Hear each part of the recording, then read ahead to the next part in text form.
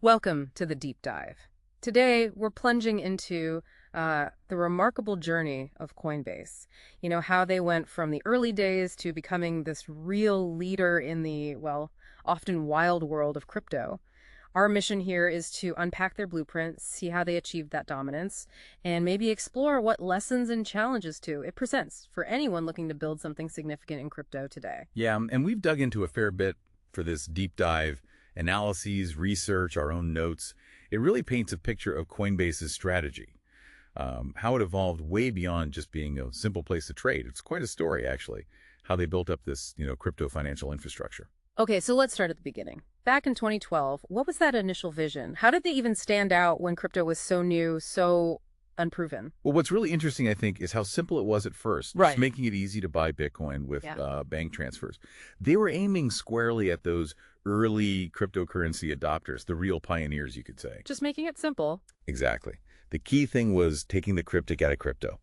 Simplicity, secured transactions.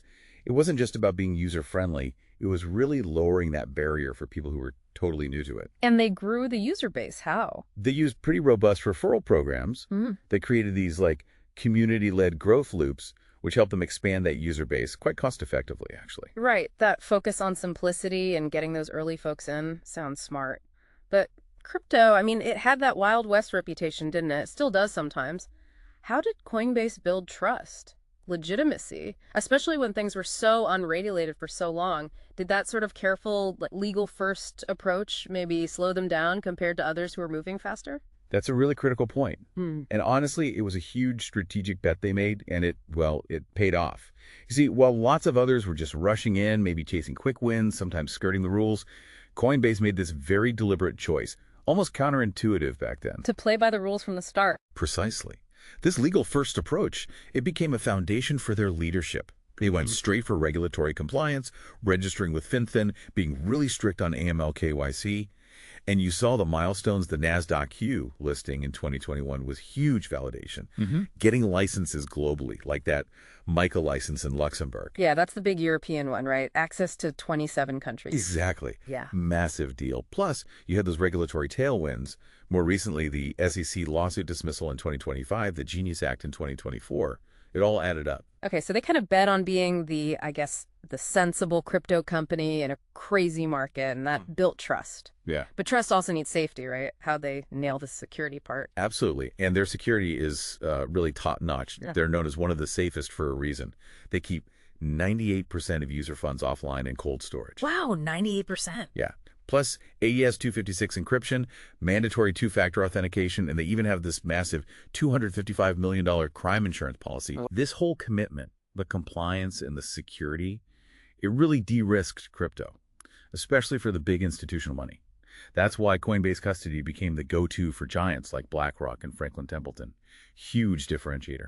So with that solid base of trust and security built up, they obviously didn't just stop at simple trading. What was the next big move? How did they diversify their products? Right. Their strategic evolution, as we're calling it, was really about embedding themselves across the whole crypto ecosystem. They quickly added a wide array of digital assets.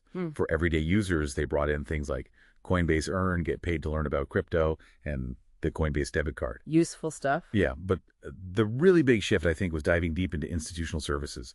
Coinbase Prime, Coinbase Custody, tailored for complex needs.